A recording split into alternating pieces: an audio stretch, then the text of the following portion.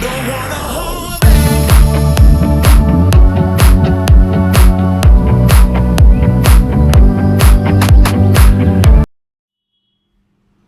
नाज़रीन, my channel Bengaluru पर आपका इस्तकबाल है। उम्मीद है आप सब बखैर व आफियत होंगे। हमारी पिछली वीडियो में आपने हुसैन डे की पहली कड़ी देखी।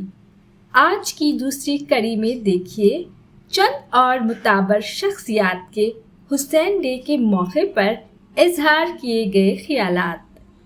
इस कड़ी में सुनिए श्री नामदेव दास त्यागी उर्फ कंप्यूटर बाबा को, साथ ही साथ मशहूर टीवी जर्नलिस्ट और माजी में एनडीटीवी से मुंसलक रहे श्री सौरभ शुक्ला की तकरीर भी सुन सकते हैं।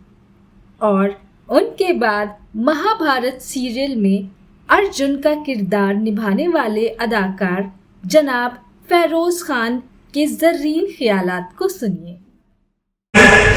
तो हमारे भाग्य खराब इसलिए नहीं पहुंच पाएंगे, तो हमने सोचा कि एक हजरत इमाम हुसैन जी थे जिनके मार्ग जिन्होंने इंसानियत इंसान बन के दिखाया।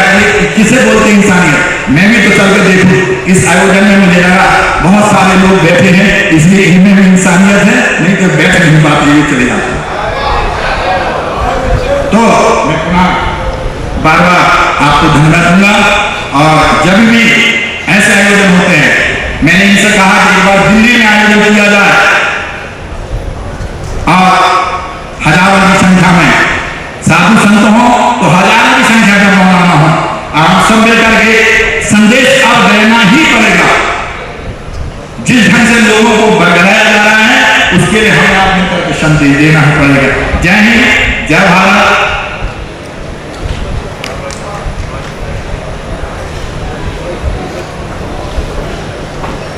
कंप्यूटर बाबा का बहुत बहुत शुक्रिया कि उन्होंने यहाँ पर आकर इंसानियत की बात की और इमाम हुसैन को तारीख में पेश किया। वही साथ एक और साथी को जन्म देते हैं। यहाँ अगर सुल्तान ने सहाफत, सियासत और इबादत को यकजा कर दिया है। साफी भी हैं, शायर भी हैं, अजीब भी हैं, उलमा भी हैं।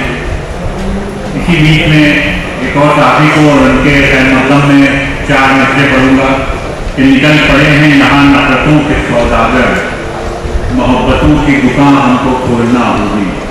निकल पड़े हैं यहाँ नफरतों के सौदागर, मोहब्बतों की दुकान हमको खोलना होगी। जो टूटते हुए रिश्तों को जोड़ देती है, वही जबान जमाने में बोलना होगी। और इसी तरह की जबान बोलने वाले साथी का नाम है सौरभ शुक्ला। सौरभ शुक्ला पहले टीवी में रहे, वर्षों तक उन्होंने वहाँ काम किया। उसके बाद वो इस वक्त एक रेड माइक नाम का एक चैनल है उनका, वो चलाते हैं और बहुत खुलकर अपनी बात कहते हैं। और जो इस वक्त हमारे मुल्क में मीडिया का आलम है, जिस तरह से मीडिया ने तबाही मचाई गई है, सारे में नफरतें फैलाई, उसमें इनकी आवाज़ उभरती है तो बहुत अच्छा लगता है। रोजाना 8 बजे इनका रेड माइक का प्रोग्राम शुरू होता है। आप नारे सलवात के साथ नजम कीजिए। सौरभ शुक्ला।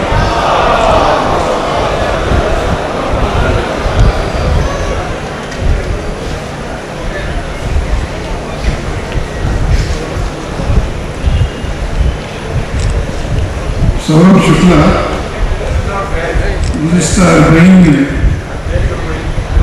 करबला में थे, वो चले और उन्होंने एनडीटीवी पर जो भी एक फिल्म बनाई जस्ट बिकम वायरल, हरम के अंदर कंप्लीट शूटिंग करके बहुत इतना अच्छे बाइट्स बनाए एनडीटीवी से। अब एनडीटीवी से निकल कर ये खुद एक रेड माइक के को एडिटर है। ये इमाम हुसैन सलाम के मोस्ट आर्डेंट फॉलोअर। बहुत बहुत शुक्रिया आगा साहब। और हजरत इमाम हुसैन का परचम लाल है तो हमारे माइक का नाम भी लाल है, रेड माइक, क्योंकि दोनों जगह बात संघर्ष की होती है। और बहुत कम लोग हैं कंप्यूटर बाबा को सुन रहे थे। कंप्यूटर बाबा हम उन चंद हिंदुओं में से हैं जो पत्रकार के तौर पर करबला बॉर्डर से आए और शायद मानने वालों को, हमारे भाई शिया भाई और जो लोग भी जाते हैं वहाँ पर, उनको अरबईन के दिन इमाम हुसैन के रोज़े को छूने का मौका ना मिल पाता हो, वो मौका हमें 2 बार मिला। कहते हैं ना, करबला में एक तरफ पानी था और एक तरफ प्यास। करबला में एक तरफ पानी था और एक तरफ प्यास। पानी पीने वाले मर गए और जो प्यासे रह गए वो अपनी जनता।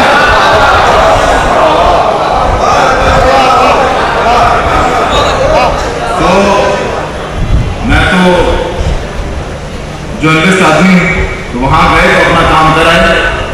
जो हमारे श्रीनगर के सांसद साहब बता रहे थे कि मातम करें और आप जियारत करें, पर जब वहां से आए तो उस पैगाम को, जिस पैगाम को लेकर के आप वहां से आ रहे हैं, उस पैगाम को अपनी जिंदगी में लागू भी करें, वो ज्यादा जरूरी है।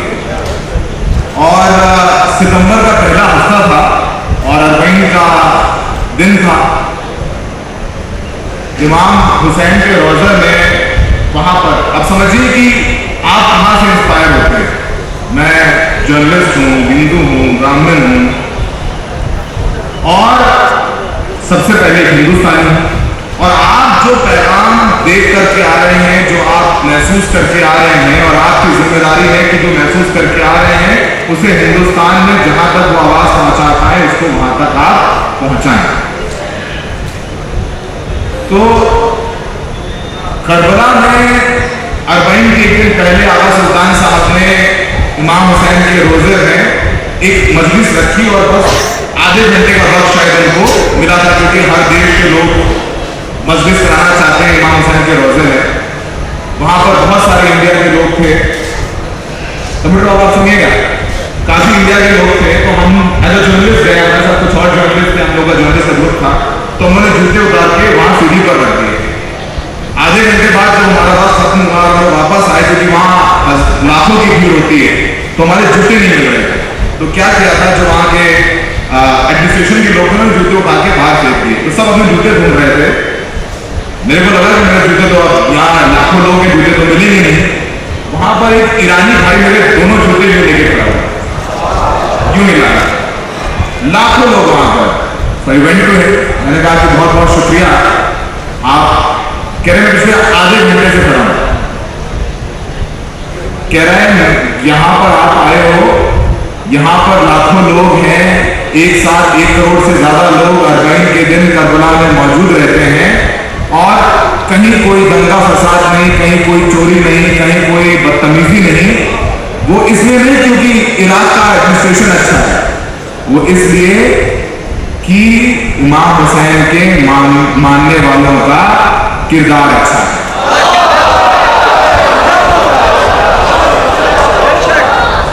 तो उस किरदार को साथ लेकर के मैं यहां पर आया हूं।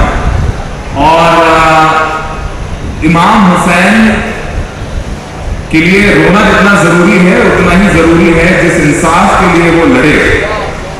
और उनकी उस लड़ाई को जब जेल में बंद नेल्सन मंडेला याद कर सकते हैं। हमारे राष्ट्रपिता जिनका जिक्र कंप्यूटर बाबा ने किया, महात्मा गांधी ने लिखा है इमाम हुसैन के बारे में। महात्मा गांधी ने लिखा है कि वो इंस्पायर्ड, वो इमाम हुसैन के किरदार से प्रभावित थे। तो वो करबला के जो 7 दिन हमने गुजारे पिछले हफ्ते, गए तो एक सहाफी के तौर पर थे, आए भी सहाफी के तौर पर, लेकिन अपने किरदार में थोड़ा इमाम हुसैन ले आए हैं। और ज्यादा बात नहीं होगा, बहुत लोग बोलने वाले हैं। अंत में आगा सुल्तान साहब से बहुत बहुत ये गुजारिश है कि वो और इमाम हुसैन डे करें, ताकि जो मैसेज है वो और लोगों तक पहुंचे। अगर आप राम समझ रहे हैं, अगर आप कृष्ण समझ रहे हैं, अगर आप जीसस क्राइस्ट समझ रहे हैं, तो आप इमाम हुसैन भी समझें। और इमाम हुसैन का किरदार और इमाम हुसैन के बारे में तो सब लोग जानते हैं। इमाम हुसैन की बहन हजरत ज़ैनब को भी हम अपने साथ लेकर गए। शायद अगर वो ना होती तो वो पैगाम जो इमाम हुसैन ने दिया अपनी शहादत से, वो हम तक ना पहुंचता।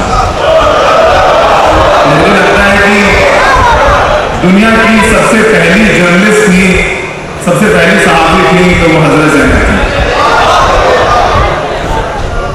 कंप्यूटर बाबा हजरत ज़ैनब इमाम हुसैन की बहन थी, और जब लड़ाई में उनका बेटा शहीद हुआ तो उनसे बताया गया उनको, वो अंदर थी कि आपका बेटा शहीद हो गया है, तो वो मातम करने नहीं पड़ा।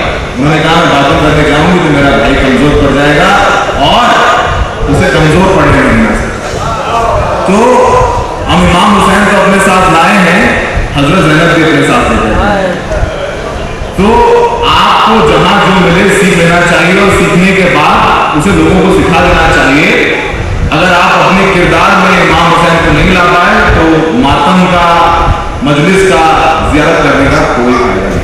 बस बहुत बहुत शुक्रिया।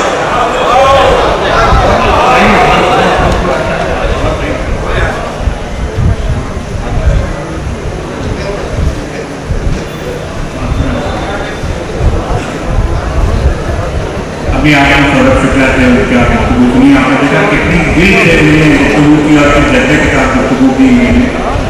बिल्कुल हकीकत और मबनी इन्होंने बातें कही। अल्लाह उनकी तौफीक़ात में इजाफा करे, उनको कामयाब करे, ज़िंदगी में और बड़ा जर्नलिस्ट बनाए, ऐसे हमारी दुआ। जो 6 महीने के बच्चे को कत्ल करते हों उन्हें तो कोई भी इंसान कह नहीं सकता। तुम्हारा जिक्र कुछ ऐसा है जो सुने अकबर बगैर रस बहाए वो रह नहीं सकता। और जनाब हज़रत अली अकबर और जनाब सकीना के हाल के नौहे और सलाम पढ़ने के लिए जिनको पिछले 3-4 साल में लोगों ने बहुत अच्छी तरह पहचाना है, उस लड़की का नाम कनक जोशी है। कनक जोशी की आवाज़, कनक जोशी की जो आवाज़ में दर्द है, उसको सारी दुनिया के शियों ने महसूस किया है। हज़ारों की तादाद में उनके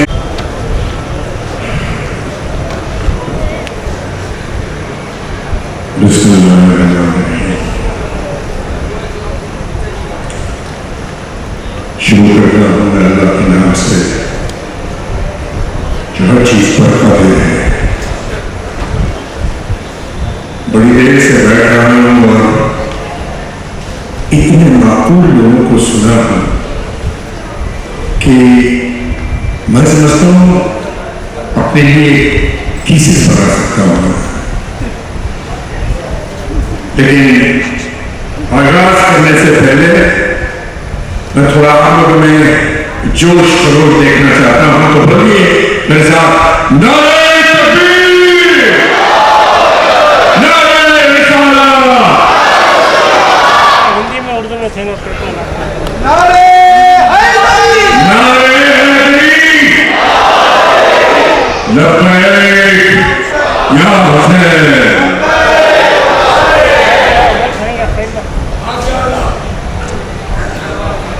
मंच पर उपस्थित तमाम बहन बहू, हिंदी होना क्या होना, मेरे समक्ष बैठे हुए हुसैन के शहीदे हुसैनी, आप सबको फिरोज खान की तरफ से अस्सलाम वालेकुम। और अभी अगर मैं महाभारत की भाषा में कहूँ तो आप सबको इस कुर्ती को तर्जुमे का प्रणाम। देखिए, मुझे बेहद खुशी हो रही है यहाँ आके, क्योंकि हिंदुस्तान एक मेरा ऐसा देश है जिसमें इतनी सारी डाइवर्सिटीज हैं, जो फख्र से कह सकता है कि महाभारत जैसा काव्य जो हिंदुस्तान नहीं पूरे वर्ल्ड में उन्होंने नाम करा है, उसका प्रोटैगनिस्ट, उसका मेन कैरेक्टर, उसका हीरो कोई और नहीं, फिरोज खान है। ये कोई तकब्बुर की बात नहीं है, लेकिन इसके पीछे राज क्या है? मैं सबसे पहले आगा सुल्तान साहब का तहे दिल से मशहूर हूं, ममनून हूं कि उन्होंने मुझे ये पैगाम दिया कि मुझ जैसे नाचीज की आवाज आप तक पहुंचे। दोस्तों, महाभारत से ही शुरू करूंगा मैं और ये बताऊंगा कि इमाम हुसैन किस तरह से हम सब पर किसी न किसी तरह से वो प्रेरणा देते हैं, जिसके नक्शे कदम पर अगर हम चल पड़े तो यकीन मानिए हम अगले की कुंडली का योग बदली करने की ताकत रखते हैं। मैं अपने दिल में इसके मुशाहिदे रखता हूं, मेरी धड़कन में, मेरी रूह में, मेरी सांसों में हुसैन का इश्क समाया हुआ है। मेरे ही नहीं, मेरे कौम के, मेरे कबीले के, यहां तक के वो सब लोगों के दिल में हुसैन बसे हैं जो मजलूमों के साथ हैं, जो जुल्म के साथ बगावत करते हैं, जो जुल्म को अपनाते नहीं है। इसके हुसैन उन सबके लिए। दोस्तों, मेरी इतनी हिम्मत नहीं, इतनी औकात नहीं, मेरी जबान लड़खड़ाती है एक ऐसी हस्ती, ऐसी बड़ी शख्सियत के बारे में कुछ कहने के लिए, जिसको मौला इमाम हुसैन कहते हैं। किसने नहीं कहा? इमाम हुसैन को कौन नहीं जानता? मैं 3 घंटे से बैठा हूं और सब यही कहते हैं कि इश्क हुसैन होना चाहिए। दोस्तों, हुसैन, इमाम हुसैन सिर्फ हमारे लिए नहीं है, हमारी कौम के नहीं है, वो सारे प्रांत के हैं, सारे जहां के हैं। और मुझे बड़ा गर्व है कि आज कंप्यूटर बाबा और जैन साहब जैसे शख्सियत भी उनके बारे में इतनी वखान करती है, इतनी प्रेरणा देती है, इतनी उनकी तारीफ करती है। ऐसा क्यों?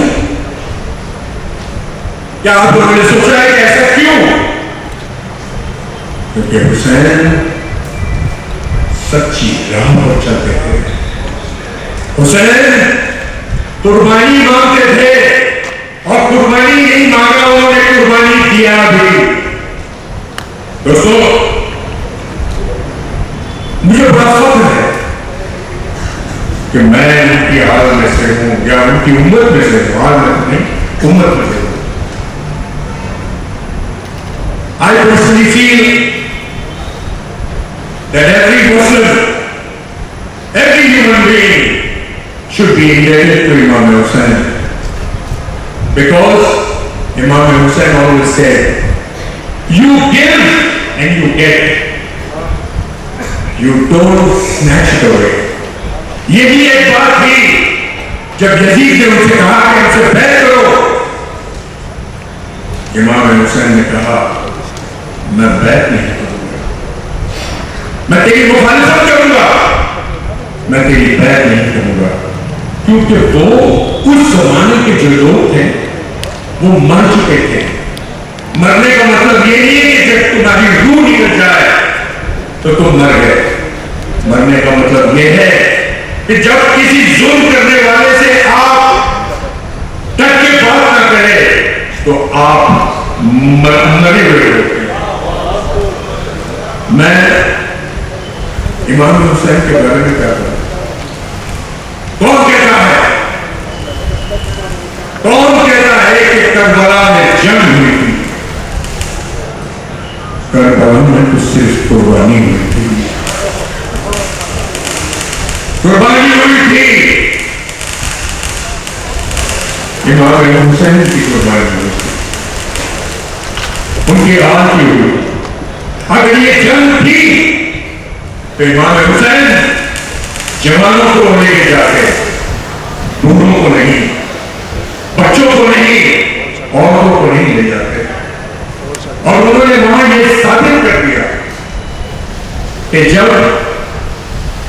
उन्होंने समझाया कि मैं कुर्बानी देने को तैयार हूं, लेकिन तेरे आगे न दस्तक नहीं हूं। आज हम दुनिया में क्या करते हैं, इतना जुल्म चल रहा है, लेकिन शायद कई हमारे जमीन मर चुके हैं। अगर हम हुसैन के बताए हुए तरीकों से चल पड़े तो यकीन जानिए जिंदगी बहुत सफल होगी। हम मानते हैं हुसैन को, हम ज़ार खून के आंसू होते हैं, हम सीना भी पीटते हैं, क्योंकि हमारे मौला आज हमारे बीच में नहीं, वर्चुअली नहीं है, लेकिन अगर देखा जाए तो वो हमारे पास हर सांस में मौजूद है। मैं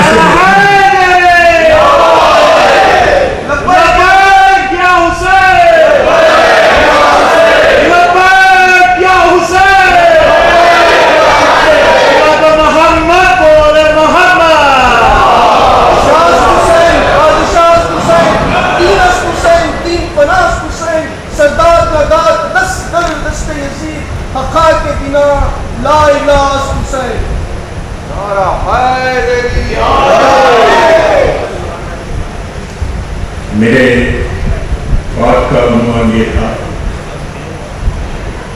कि करबला में मौला ने बता दिया कि मैं कुर्बानी देने आया। आपको बताएं क्यों? वो जानते थे कि यजीद एक बहुत ही नीच कौम का इंसान है, वो पानी नहीं देगा। उसके बाद भी वो अजगर को लेकर गए वहां मैदान में और कहा कि मासूम को थोड़ा सा पानी दो। उसने पानी नहीं दिया बल्कि नेजा डाल दिया। और ये जानते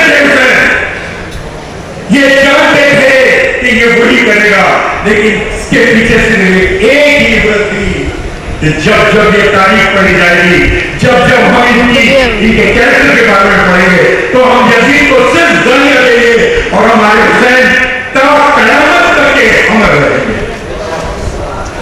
क्योंकि ये सच है कि जो कुर्बानी देता है वो अमर होता है।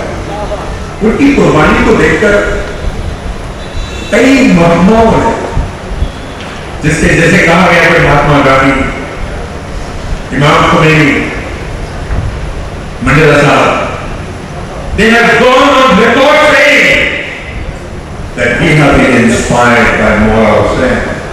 इससे बड़े फख्र की बात क्या हो सकती है कि हमारे मौला के नक्शे कदम पर वो चल रहे हैं। जी, मैं यही चाहूंगा कि आप सब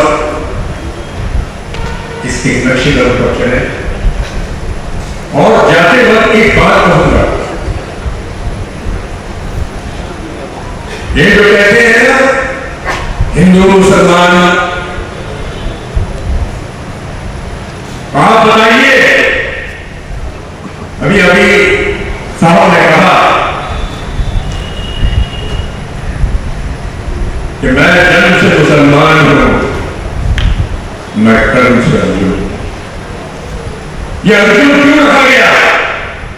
क्योंकि जब युद्ध में भी हम सब भाई सहनशीलता और सभ्यता के पथ पर चल रहे थे, तब हमारे पर भी जुल्म हुआ, और जितना जुल्म अर्जुन के भाग्य में आया था उसने सारा के सारा सहता गया और सिर्फ अपने वक्त पर भाग्य करता गया। मैं आपको एक बात बता दूं कि सबसे पहले मैं बैंगलोर आया था, सबसे पहले जुमा का दिन था, या शूटिंग कर रहा था, तो नमाज पढ़ने का था।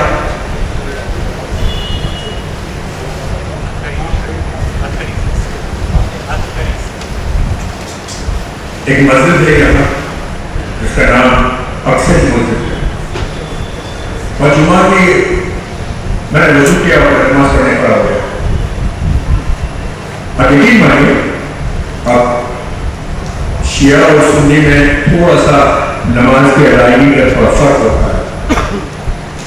तो जब मैं खड़ा था वहां, तो वो लोग जो थे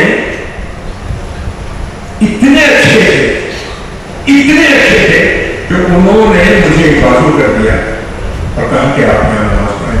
मैं बाहर निकलने लगा क्योंकि मेरी जुबान पे दखल ना हो, तो उन्होंने कहा नहीं, आप नमाज नहीं पढ़ेंगे। ये होती है इमाम हुसैन का पालन, ये होता है उनके सिद्धांतों पे चलने का मतलब, ये होता है कि जिसको कहते हैं इंसानियत क्या होती है। मैं अपनी नमाज अदा किया अपने हिसाब से, वो जो बोल रहे थे उन्हीं के हिसाब से मैंने अल्लाह अकबर मैंने भी, लेकिन किसी ने मुझे ये नहीं कहा कि तुम सुन्नी हो और तुम यहाँ से चले जाओ। इस बात की शिया और सुन्नी की बात करते हैं। मैं कोई पॉलिटिकल भाषण नहीं देता हूं और मैंने कहा ना आपको कि हम सब मानते हैं, हम सब हुसैन को मानते हैं, लेकिन हम यकीन कितना करते हैं। मैं आपको इसका एक मिसाल देता हूं तो फिर मैं अपनी बात को खत्म करूंगा कि यकीन पर अगर आ जाए तो लास्ट ईयर आगा सुल्तान साहब ने, एक हमारे दोस्त हैं डॉक्टर नीरन, उनके थ्रू मुझसे बात की और मुझे कहा कि आप हुसैन देख कर आइएगा। मैंने कहा कि मेरी शूटिंग में मैं नहीं रह सकता। साहब ने रूटीन टेलीफोन पे देख लीजिए, टर्की बात नहीं।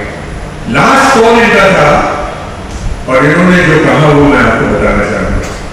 आफरीन है आला सुल्तान साहब से, आफरीन है इन पर, इनका यकीन इतना पुख्ता कि उन्होंने कहा कि मुझे यकीन है हजरत साहब नेक्स्ट ईयर आप हुसैन लेकर जरूर आएंगे। और देखिए मैं आज इसलिए आया हूं आपके पास कि आज भी मैं 17 तारीख को कैनेडा जा रहा था। 17 तारीख की हमारी फ्लाइट कंफर्म हो गई। मैं आगे साहब को बोला, मैंने आगे साहब नॉट पॉसिबल। इन्होंने कहा मुझे यकीन है कि तुम आओगे। ये कैसा यकीन है, ये कैसा यकीन है बताइए आप मुझे। आप जानते हैं क्या हुआ? एक बहुत बड़ी सिंगर है, मैं कनक की तरह गाता तो नहीं हूं लेकिन मैं थोड़ा काम चला लेता हूं। उस सिंगर को कुछ ऐसी प्रॉब्लम हो गई कि it was not possible to go to Canada और लास्ट में उन्होंने बोला कि अर्जुन जी हम 17-18 आपको फ्री करते हैं एंड मैंने आगे साहब को कहा कि मैं आऊंगा।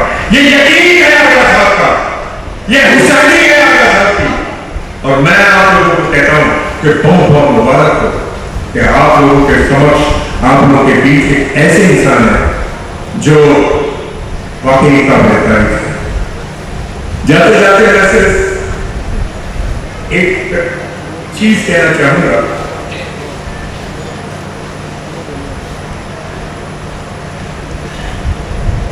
ये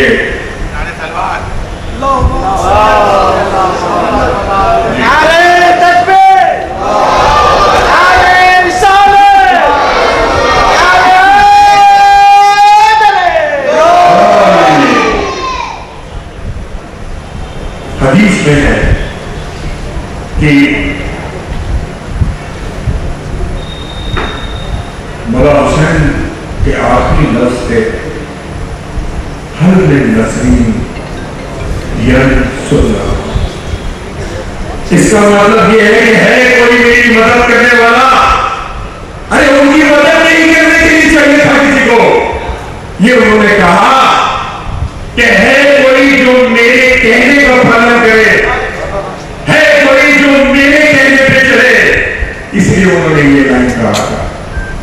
दोस्तों मैं आपसे गुजारिश करूंगा कि इसको अगर आप अपने गांठ बांध करके रख लें तो यकीनन आपकी जिंदगी बड़ी सफल हो जाएगी।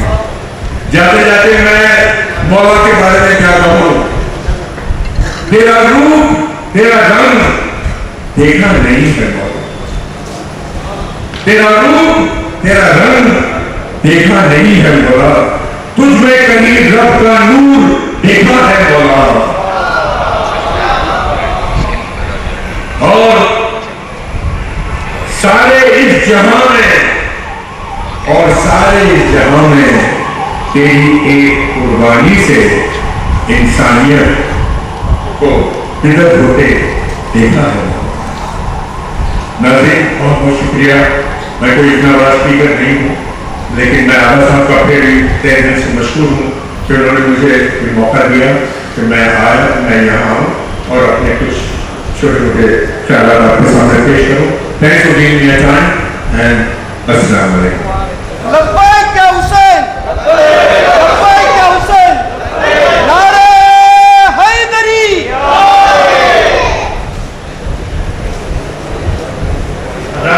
माता चामुंडा एक करंट का नाम भी रह गया था, वो 2 डॉक्यूमेंट बोलेंगे, उनको एक मैसेज देना है।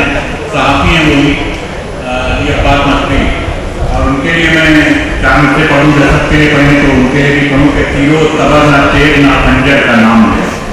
तीरो तबर ना तेज ना खंजर का नाम है, इस्लाम तो तबस्सुम-ए अज़हर का नाम है। इस्लाम तो तबस्सुम-ए अज़हर का नाम है। तारीख में जितने यजीदियत को कहीं कैद कर दिया। हमारे सर के हर साल की तरह इस बार भी जो है यौम हुसैन मनाया गया है और हक और इंसाफ ये उन्वान रहा। तो कैसा रहा आज का पूरा है और इसके ज़रिए क्या पैगाम और पैगाम यही देना चाहता हूँ कि इमाम हुसैन कुर्बानी कर रहे हैं, आइडियोलॉजी स्प्रेड होना है, ये आइडियोलॉजी यूनिवर्सल है,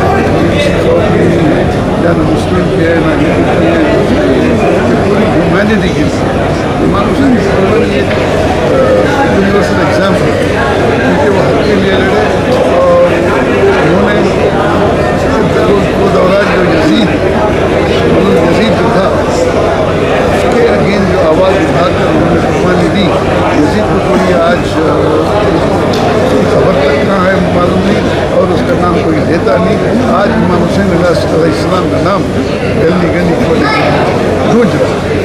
तो हम यहाँ पर ये देखते हैं कि तमाम मसलक और मज़ाहिब के लोग यहाँ पर इकट्ठा थे, सब ने इत्तेहाद की बात की और मौजूदा हालात में ये बात भी कही कि मौजूदा दौर में भी ये चीज़ है।